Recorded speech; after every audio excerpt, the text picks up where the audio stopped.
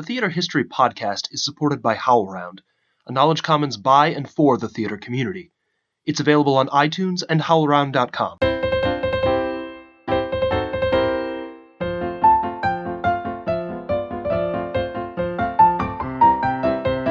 Hi, and welcome to the Theater History Podcast. I'm Mike Legan. Many surveys of world theater tend to dismiss the Middle East, or even skip over it entirely. However, there are many vibrant and fascinating performance traditions in the region, including Tazieh, a combination of theater and ritual that's common in Iran. Here to tell us more is Dr. William O. Beeman. He's the chair of the Department of Anthropology at the University of Minnesota and the author of Iranian Performance Traditions. Bill, thank you so much for joining us. You're most welcome. I'm delighted to be here, and I hope that your audience will find this interesting. Could we just begin with the basics? What is Tazieh? Where is it performed? Where does it come from? Tazieh is an indigenous theater form that originated in Iran, and we know that it was active probably in the late 17th century. It predates any Western theater tradition in the Middle East, and so we know that it arose as an entirely indigenous form that has a very original structure and a very original set of performance conventions. So occasionally people have said that, well, Tazieh must be the result of the Western dramatic traditions coming into Iran. But actually, as I say, it's 100 to 150 years earlier, and probably earlier than that. But we just don't have documentation for earlier Tazieh performances. There are, we know, at least 250 attributed Tazieh performance pieces. They've been collected by an Italian ambassador to Iran who was fascinated by this, named Cerulli. And they are now reposited in the Vatican Library. Other Tazieh scripts are scattered all around Iran and exist with troops that are existing throughout the country. So it is really a very, very fascinating form. One of the hallmarks of Tazieh today is that it has gravitated toward commemoration of the death of Imam Hussein, who was the grandson of the Prophet Muhammad, who was martyred in the town of Karbala in present-day Iraq. There's a long history about the split between Shia and Sunni populations, but the death of Imam Hussein, who was a Shia adherent, is the central mythical, and I don't use that term to indicate that that something didn't happen, but it has been mythologized, but it's a central event in Shia Islam. And so sometimes Tazieh has been called a passion drama. That's probably inaccurate, because if we take a look at all of the Tazieh scripts that have been found, we find that they encompass a whole variety of theatrical material, from comic material to highly dramatic material. But the thing that has sustained it over many, many years has been this depiction of the religious drama of the martyrdom of Imam Hussein. What would we see and hear at a Tazieh performance? How would it be maybe familiar to Western theater goers? How would it be very, very different? Tazieh takes place in an arena, and that's one of its most important features. And this is, in Iran, there are many venues that Tazieh can be performed in, but one of the most common ones is in a building that is erected in many villages and towns that really is specifically for the performance of this dramatic form. And this is called a Hosseinieh. And the Hosseinieh obviously refers to Hossein, to Imam Hussein. It is oftentimes a very large and you might think of it as a very, very large black box theater. Oftentimes it's 2 or 3 stories high, and with an open arena in the middle. And this allows for the construction of a really, really big spectacle. In the most elaborate performances of Tazieh, you not only have performers, but you also have animals, and the animals circulate in the performance. It's one of the very few performance forms where actors and vocalists actually have to perform on horseback, which they oftentimes have to do. But if the town or the village doesn't have a Hosseinieh, if it doesn't have one of these buildings, you can still perform Tazieh in an open air space where the audience is completely surrounding the performance. And there are a number of performance conventions that are very interesting. First of all, because the performance these days is centered so heavily on the story of Imam Hussein, you have a division by convention between the family of Imam Hussein and his supporters and the people who are oppressing him, and eventually they kill him. They eventually murder him and all the male members of his family. So the family of Imam Hussein is usually dressed in green, or if they're females, they're dressed in black, and males play female roles in this performance. The Sunni opponents of Imam Hussein are dressed in red. So there's a color symbolism, direct color symbolism, a red-green symbolism. The family of Imam Hussein actually chant or sing their lines, and the villains in this case will declaim their lines. So you have declamation on the part of the oppressors, and you have singing and chanting on the part of the good people. The family of Imam Hussein. So those are some very important conventions, and there's some additional ones. When a person is traveling in a circle or in an arc in the performing area, that means they're going a long distance. So, for instance, the distance between Mecca and the city of Karbala. If they travel in straight lines, that means they're going a short distance. So that's an important convention of the dramatic form. There's also instruments, and they're usually consist of a bugle or a trumpet and drums.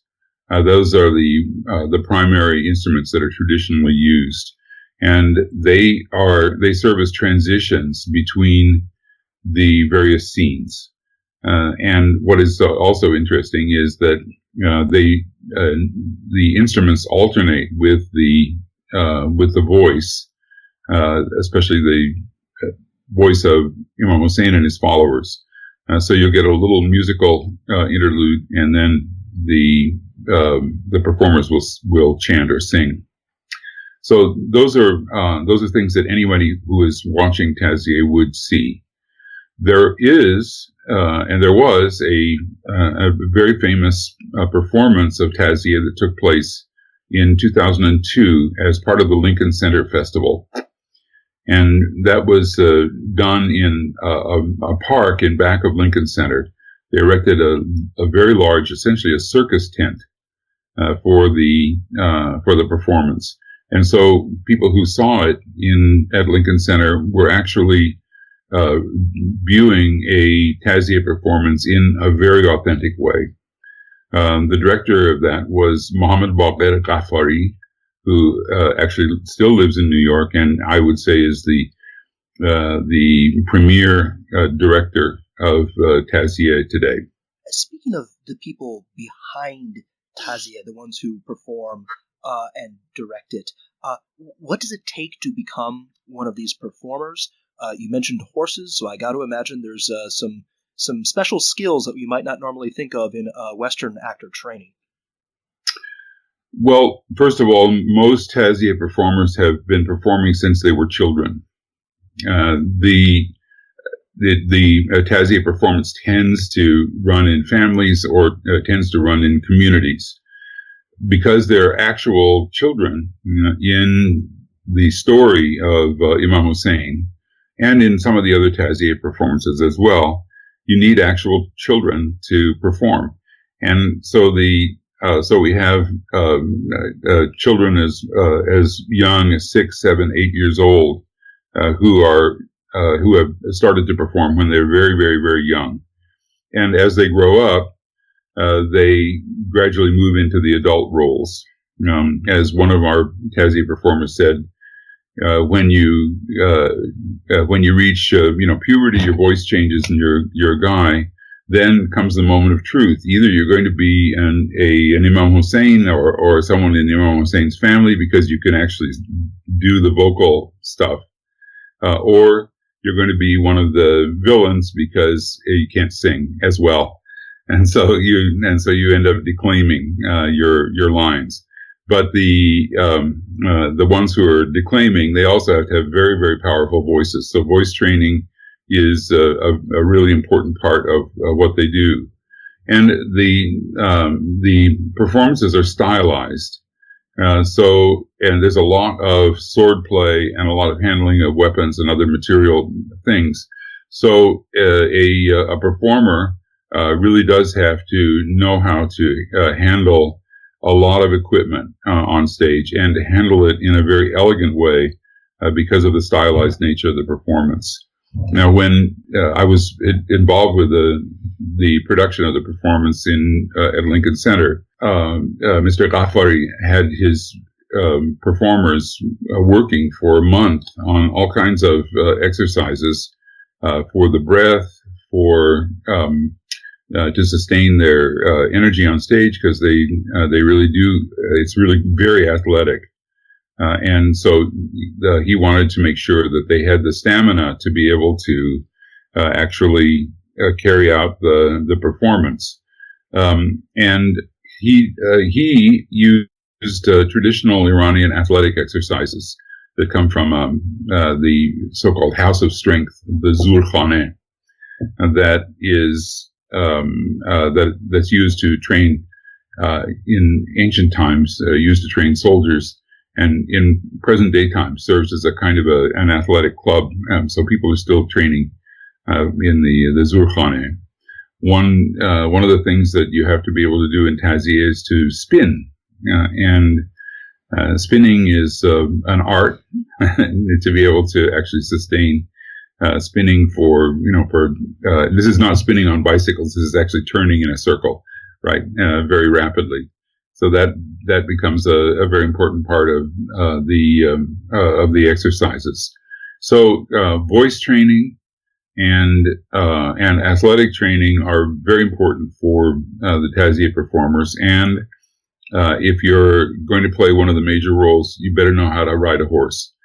So that's a skill that almost any person in a village would be able to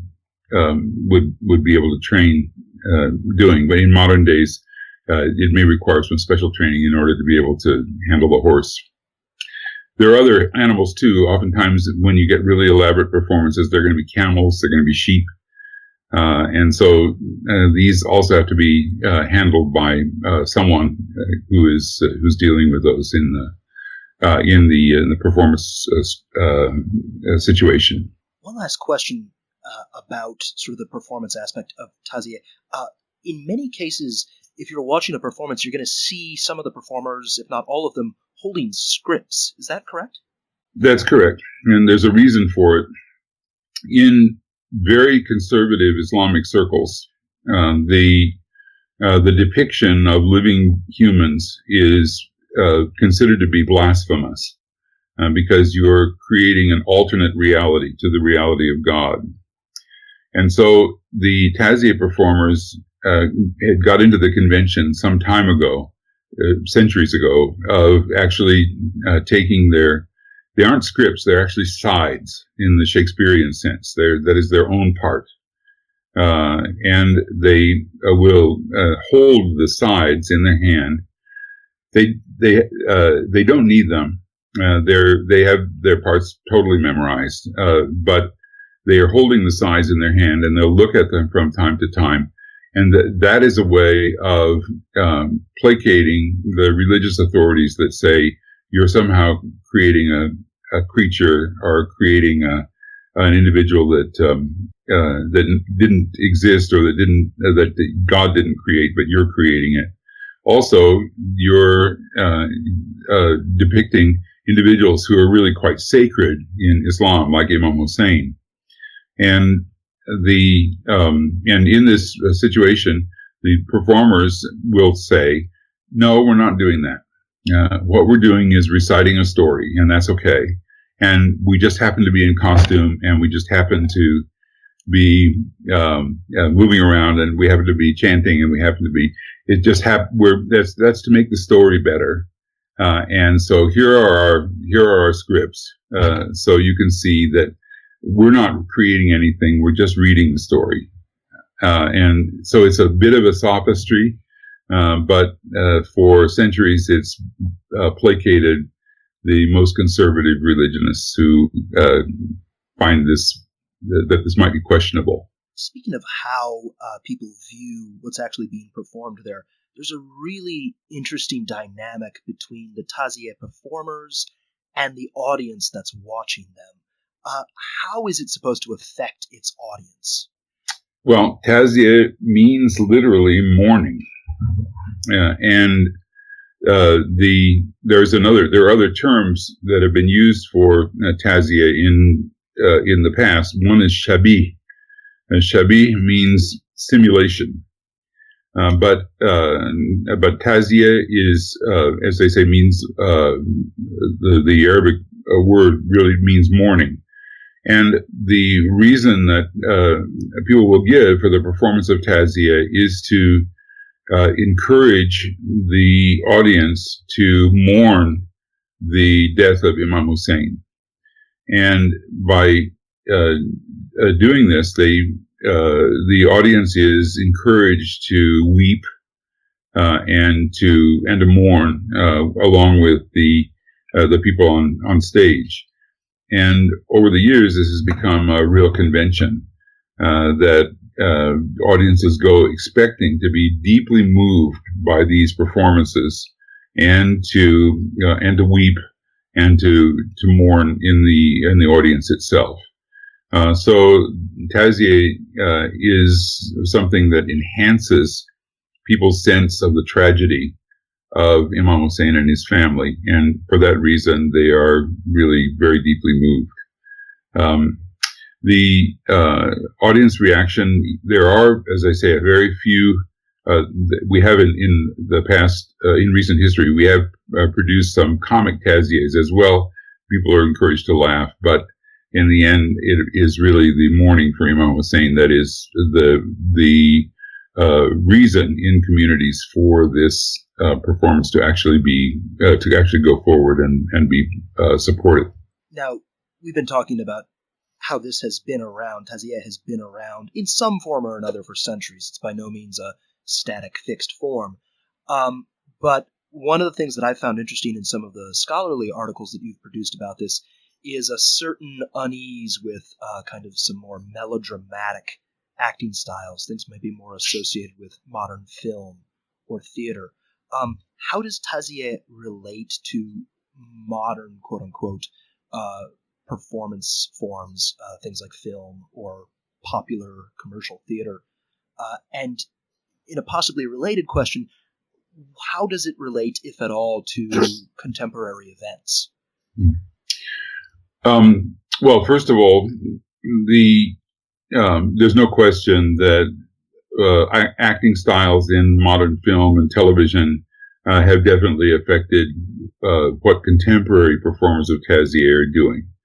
And it is Mr. Ghaffari is very adamant about this, and actually others as well, that Taziyeh as a performance form has this highly stylized quality, which in fact is deeply affecting. You don't really need to the characters, Imam Hussein and other characters, don't need to really be pathetic and over the top in producing their acting style in order to be affecting. The very simple and very direct kinds of actions and speech are really enough to produce the dramatic effect that they're looking for. So the vulgarization, as Mr. Ghaffari would say, of Tazieh is unnecessary. And that's one of the reasons why especially in the Lincoln Center performances, he was very careful to try to curtail any attempt to try to go into some kind of realistic film portrayal. So that's it really is probably inevitable that as Western theater and Western theater forms and film forms have been appropriated in Iran, that there's going to be some kind of cross fertilization in that material. But for those who really know what Tazieh is, it is a shame to see that happening. Also, in present day, people have taken to using microphones, and if the performers are correctly trained with both vocally, there's no need for microphones at all. It's the same as with Western opera. Opera performers never use microphones. And it's because they have the proper vocal training that will allow them to their voices to carry in a 4,000 seat theater. So the idea that Imam Hussein would be carrying around a microphone and declaiming into the microphone is rather unnecessary and rather silly. But as you know, amplified voices have become common in theater, and even in Western theater, even in very small houses. So we mourn the fact that actors are not getting proper vocal training, even here in the United States. In films, you don't use the same kind of declamatory vocal style that you would use on the stage. But film and television have so dominated our own performance traditions that people are unable to project from the stage in many cases. So this is, as I say, this is an unfortunate situation. Yeah, the story of Imam Hussein, if you know it, is in fact a very simple story of good and evil. There are the very good, righteous, sincere characters who embody the truth, and then there are the evil characters who are trying to exercise power and to essentially suppress the truthful, sincere people. So this is inherently political. And this is one of the reasons why Tazieh has been problematic for governments in Iran and also in the other places where it's performed.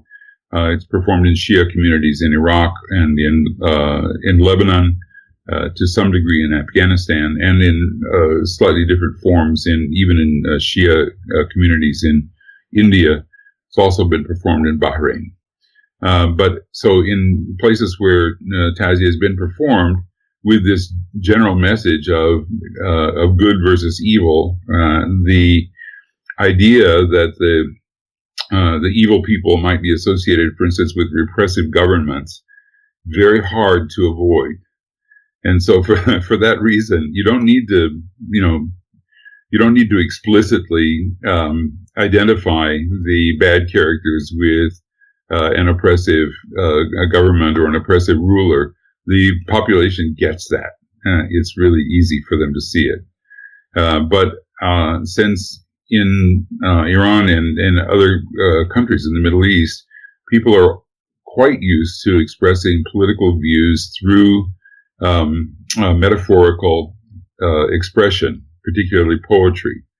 So, but as I say, they can't be blamed for being subversive, but at the same time, the message is and can be subversive in a situation where people themselves feel oppressed by a governmental situation. So over the years, both in Iran, both during the period of the Shah, before the revolution of 1978, 1979, and in the current Islamic Republic, there have been attempts to try to shut down Taziyeh performances because they might be interpreted as being too political. But because they are based these days primarily in religious expression, it's really impossible to do. Because people claim that what they're doing is not political; it's in fact religious, and so the authorities are really caught in a situation where they can't really suppress it, even though they're uncomfortable with it in many cases. Now, for anyone listening who wants to find out more about Taziyeh, what would you recommend? What can they search out to learn and experience more about this performance tradition? Well, you have mentioned a recent book that I've written on Iranian performance traditions, and I of course would love to have people purchase and read that book. It deals not only with Taziyeh but also with other traditional performance forms in Iran. But in the 1970s, the great Peter Tchaikovsky, who was one of the great authorities on Taziyeh, he's now retired. But we published a book from New York University Press that dealt with was the result of a symposium, an international symposium on Taziyeh, with many excellent articles. So that's still an authoritative text for any of us. There are many writings in Persian, but I'm not sure that that all members of your audience would actually be able to access them or read them. So in shameless self-promotion, I would suggest that people read my book. Also, also there is and I'm sorry, I just don't remember the title.